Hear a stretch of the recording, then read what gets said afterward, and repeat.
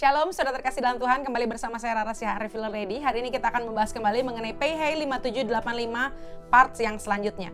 Saudara, saya tidak pernah jemu-jemu untuk berkata bahwa Tuhan itu bergerak dalam musim dan waktu. Untuk saudara subscriber baru atau baru melihat tontonan daripada YouTube Revival Varsity, saya mau bahas bahwa seperti ini saudara. Setiap hari Tuhan memberikan berkat, setiap hari Tuhan tuh baik buat setiap kita. Tapi kita harus tahu bahwa Tuhan juga punya musim dan waktu untuk menyatakan agendanya. Seperti pengkhotbah berkata, segala sesuatu indah pada waktunya, pada waktu Tuhan. Jadi kalau hari ini mungkin hidupmu belum indah, belum mendapat pengenapan, berarti artinya belum waktunya, belum musim dan waktu Tuhan. Dan hari ini kita mau sama-sama belajar, karena satu kalender yang Tuhan buat sendiri adalah kalender Ibrani. Dan kita baru merayakan tahun yang baru, yaitu PayHey 5785. Dan kita percaya Tuhan di awal tahun sedang memberikan janjinya, sedang melepaskan berkatnya buat setiap kita. Mari kita tangkap dengan iman. Saya akan refresh kembali saudara mengenai dekade of pay. Saudara tahu dekade of pay itu terjadi di tahun 5780, 5780 sampai 5789. Kalau dalam tahun kalender Masehi itulah tahun 2020 sampai nanti 2029. Pay itu berbicara mengenai mulut. Tuhan punya agenda selama 10 tahun itu berbicara tentang pay, yaitu mulut. Saudara tahu kalau kemarin waktu pertama kali 5780 itu tahun 2020 saudara. Dan benar terjadi. 80 itu berbicara new era, berbicara sesuatu yang baru, berbicara sesuatu paradigma yang baru. Kita tahu 2020 adalah dimulainya gemparnya COVID saudara, sehingga banyak terjadi new normal yang kita alami bahkan sampai hari ini. Pay juga berbicara apa? Selama satu dekade ke depan jaga mulutmu, karena mulut kita punya kuasa untuk menciptakan. Apa yang kau lepaskan dari mulutmu itu menciptakan duniamu.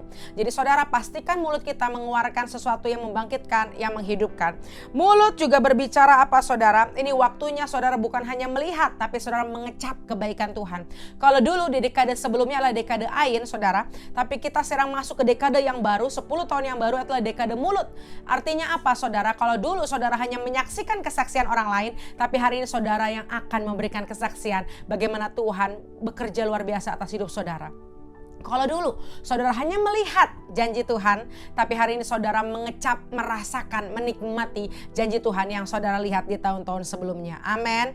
Pay juga berbicara apa saudara? Hidden bed, yaitu Mazmur 46, bahwa inilah satu dekade kita harus mengalami persembunyian di hadirat Tuhan. Kita harus punya secret place, yaitu hadirat Tuhan. Percaya bahwa Tuhan ada, bukan hanya fokus kepada manifestasi, tapi fokus kepada presence of the Lord. Kita punya hari ini tempat persembunyian yang luar biasa, karena tempat teraman yang kita tahu, yang kita imani, kita percaya hanya ada di hadirat Tuhan. Amin saudara.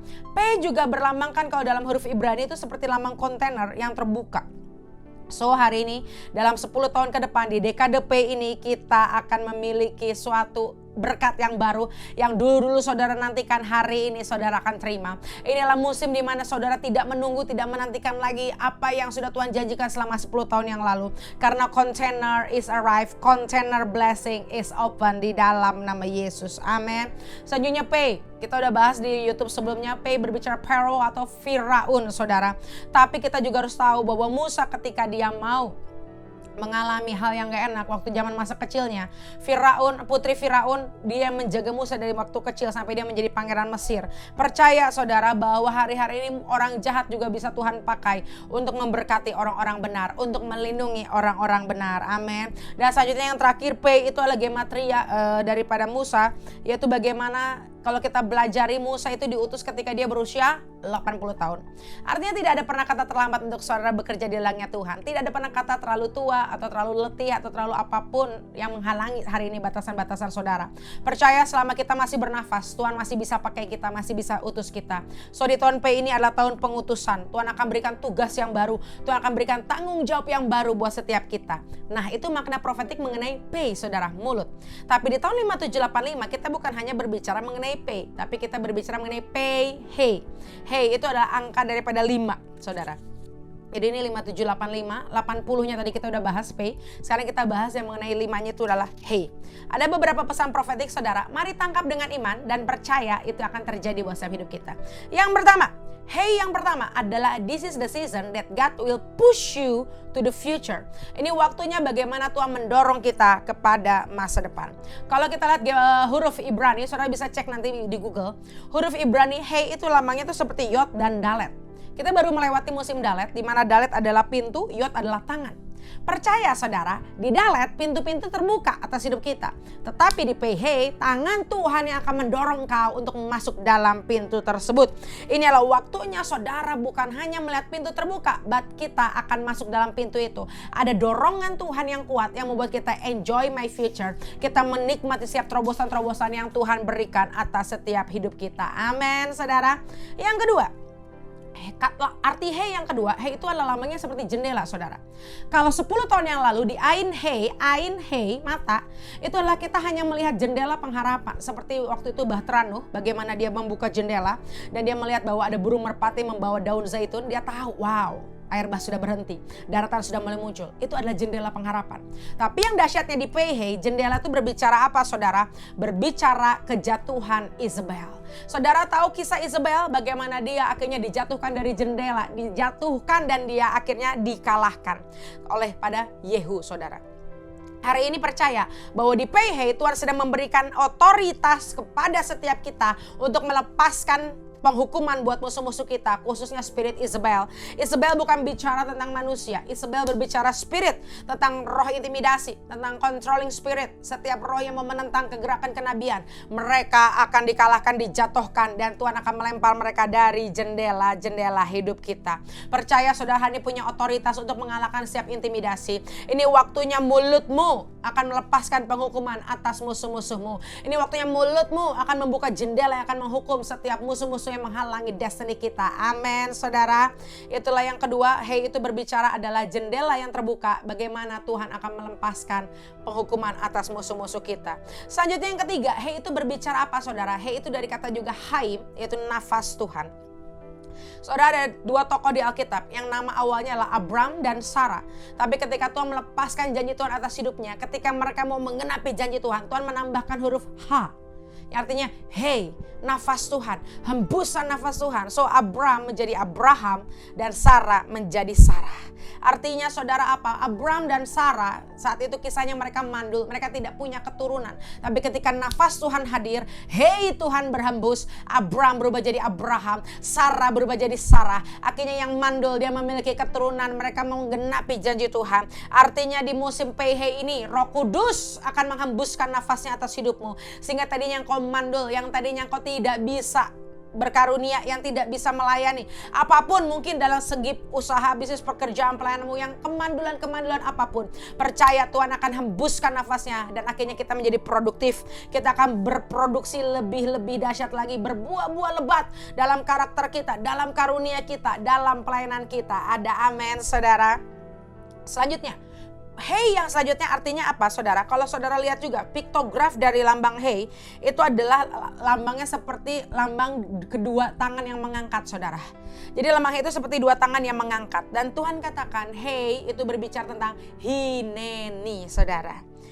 Ada 2 tokoh yang dia berkata Hineni kepada Tuhan, yaitu di perjanjian lama ada Yesaya, perjanjian baru ada Maria.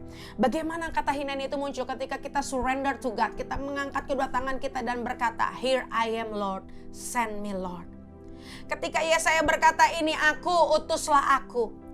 Dan ketika Maria berkata, ketika dia seorang perawan yang tapi diberikan destiny luar biasa daripada Tuhan, dia berkata apa? Aku ini hanyalah hamba, jadilah padaku seturut kehendak Tuhan. Amin saudara.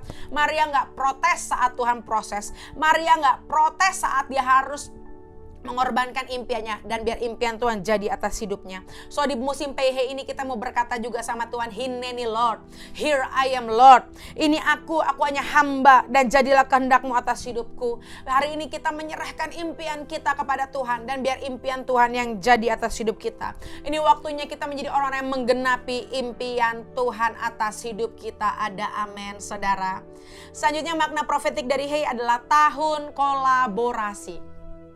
Hey itu berbicara angka 5 saudara. Kalau kita tahu apa yang berhubungan dengan 5, yang pertama panca indera, ada 5 indera.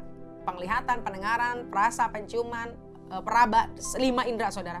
5 indera ini gak bisa bergerak sendiri. Mereka harus berkolaborasi untuk bisa membuat manusia itu hidup seutuhnya. Juga 5 berbicara apa? 5 jari, ada jempol, telunjuk, jari tengah, jari manis, kelingking. Dan selanjutnya 5, apalagi saudara, 5 jawatan. 5 jawatan berbicara apa? Rasul, nabi, gembala, pengajar, penginjil. 5 jawatan di gereja. Nah, dari yang tadi saya sebut 5 panca indera, 5 jari, 5 jawatan, mereka harus bekerja sama. Jadi jangan sampai ada spirit kompetitif, jangan ada persaingan yang gak sehat. Kita dalam gereja Tuhan, kita tubuh Kristus, kita harus saling bersatu, kita harus kolaborasi, bukan kompetitif. Ini saatnya bukan tentang aku, tapi tentang dia, dan menjadi kita satu keluarga dalam Tuhan. Amin. Kita gak bisa merasa si paling. Semua kita punya porsi, kita punya panggilan, kita punya tugas tanggung jawab masing-masing. Tapi alangkah indahnya kalau kita bersama-sama kolaborasi untuk menuai jiwa bagi kemuliaan Tuhan, untuk memperluas kerajaan Tuhan di dunia ini. Amin, saudara. Jadi di PH ini, ayo mari kita bangkitkan semangat kolaborasi di gereja Tuhan, di keluarga kita, di usaha pekerjaan kita. Ayo kita unity, bersatu, satu visi, satu tujuan. Mungkin kita berbeda, mungkin kita punya karakteristik berbeda, karunia berbeda, tapi kita bersatu, kita berkolaborasi. Karena tujuannya siapa sih? Tuhan, bukan kita, bukan siapapun itu, tapi tentang kemuliaan Tuhan. Amin, saudara. Selanjutnya saudara, kalau kita bahas juga pengertian hey dalam bahasa aslinya saudara, itu berbicara hey lahem zera, di mana here is it, arti bahasa Inggrisnya, ini adalah benih. Ada juga hine yeshi, yang artinya to be disturbed, yang digoncangkan, yang dihancurkan. Dan hey itu juga berbicara hine Elohemu, yaitu behold our God. Kalau kita gabungkan sebenarnya arti hey itu apa sih dalam makna konotasi Ibrani-nya saudara? Ada benih dalam dirimu yang Tuhan akan munculkan di setiap goncangan atas hidupmu. Jadi gini saudara, badai itu gak akan menghancurkan kita, tapi badai goncangan justru akan membangkitkan benih kita untuk kita semakin serupa dengan Tuhan. Untuk kita mengenapi destiny kita ya, yang Tuhan berikan atas hidup kita. Saudara lihat jenderal-jenderal Tuhan di Alkitab, mereka biasanya ngalami goncangan dulu, ngalamin permasalahan dulu, baru mereka dipakai Tuhan dengan dahsyat. Sama di PH ini, setiap badai goncangan itu tidak menghancurkan kita, tapi membuat kita terbang lebih tinggi, lebih dahsyat dan luar biasa. Karena arti kata hey juga berbicara badai, goncangan, berbicara angin puting beliung. Tapi percaya, kita orang-orang beriman, kita orang-orang yang punya Tuhan Yesus, kita sanggup melakukan perkara besar bersama Tuhan. Kita bukan orang yang hancur, kita orang yang bertahan dan bahkan bertumbuh dalam setiap proses kehidupan kita.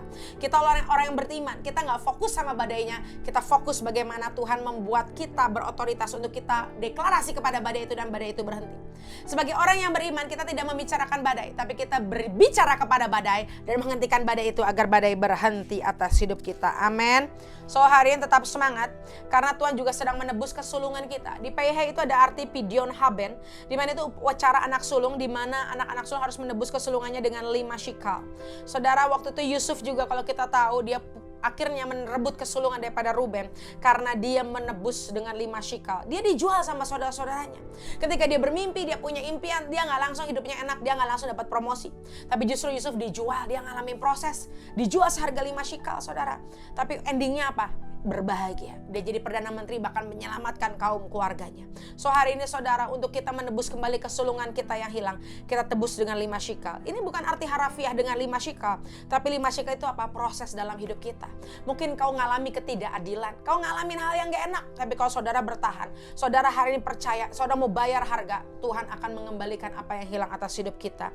Tuhan akan memberikan kita berkat kesulungan yang akhirnya kita mendapat double untuk kemuliaan Tuhan, untuk membantu sesama, untuk membantu keluarga kita. Amin, saudara. Nah selanjutnya ya, 85 kita artikan lagi, PH 85, 5785. Strong concordance daripada 85 itu dari Hebrew, dari kata Ibrani itu adalah Abraham. Tapi kalau strong concordance dari Greek atau Yunani itu artinya adalah fear, Abraham dan fear, Abraham dan ketakutan. Artinya apa saudara? Arti profetiknya yaitu begini saudara, pola pikir Ibrani harus fokus kepada iman. Saudara lihat ya, konkordansi kuat dari bahasa Ibraninya 85 itu Abraham, tapi konkordasi Yunani itu adalah ketakutan. Jadi kita harus ini punya mental seperti mental Ibrani, yaitu mental apa? Yang fokus kepada Tuhan.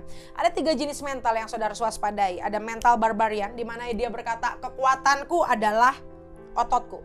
Jadi kalau saudara masih pakai otot, masih pakai kekuatan, masih pakai adu mulut, adu kekuatan, itu saudara berarti mental barbarian.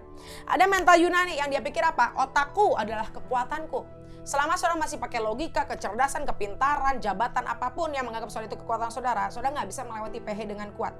Tapi kalau saudara punya mental seperti mental Ibrani yang berkata, Tuhanku adalah kekuatanku, maka apapun badai kesulitan saudara bisa melewatinya. Jadi jangan pakai otot, jangan pakai otak, tapi pakai iman kita, dan Tuhan satu-satunya kekuatan. Amin, saudara. Dan yang terakhir saya mau bahas musuh di He yang saudara harus waspadai. Siapa musuh-musuh di He yang harus saudara waspadai? Ada 3, saudara. Hey itu berbicara kalau kemarin di Gmail, di Gmail, di Dalet, saudara itu ada musuh-musuhnya tiap tahun, saudara. Ada, kita dikasih warning sama Tuhan untuk kita waspada akan spirit-spirit tersebut. Nah di PH, spirit yang harus saudara waspada pertama Hades, kedua Herodes, ketiga Herodias. Hades itu berbicara kematian. So hari-hari ini saudara harus lepaskan perkataan-perkataan membangkitkan kehidupan. Banyak deklarasi firman, banyak berdoa dalam roh, berbahasa roh, banyak menyembah untuk kita mematahkan setiap roh kematian. Kematian jasmani, kematian rohani, kematian keuangan, apapun itu yang membuat mati Hades, itu kita harus patahkan, kita break dengan apa? Dengan Haim, dengan Hei, dengan nafas Tuhan. Kita terus deklarasikan. Yang kedua, spirit Herodes. Herodes itu spirit persaingan yang kuat. Dia gak mau waktu itu jabatannya diambil. Dia takut kalau ada bintang-bintang bangkit. Herodes di perjanjian baru itu sama dengan Saul di perjanjian lama. Itu artinya orang-orang yang takut kesaing, yang gak suka lihat bintang-bintang Tuhan bangkit. Hati-hati, di PH ini ada spirit Herodes yang mau mematikan kegerakan, yang mau mematikan kebangunan rohani. Orang-orang yang iri, yang melepaskan hater speech, yang melepaskan kata-kata yang membunuh, kata-kata yang fitnah. Hati-hati. Kita harus lawan dengan apa? Herodes, saudara. Karena itu juga Herodes berbicara Firaun di perjanjian lama yang mau bunuh anak-anak muda, kan? Ingat saudara, di perjanjian lama Firaun. Di perjanjian baru Herodes juga bunuh anak-anak yang baru lahir, anak-anak Ibrani baru lahir. Artinya saudara, untuk mematahkan spirit Herodes, saudara harus punya father and mentor, saudara. Di PH pastikan saudara punya covering, punya bapak ibu rohani, punya mentor-mentor rohani yang mengcover hidup kita, sehingga tidak ada kematian destiny, tidak ada kematian panggilan hidup atas hidup kita, sehingga setiap kita bersinar menjadi bintang-bintangnya Tuhan. Amin. Yang ketiga, Herodias, itu wanita yang dia mau bunuh Yohanes Pembaptis, dan dia melakukannya, saudara. Ingat, di perjanjian lama ada Herodias juga, namanya Isabel. Dia gak suka kenabian, dia mau bunuh Elia. Tapi di perjanjian baru ada Herodias, dia penggal, dia dengan rayuannya, dengan strateginya, dia memenggal kepala Yohanes Pembaptis, nabi, saudara. Jadi Herodias, musuh juga yang dihadapi di PH.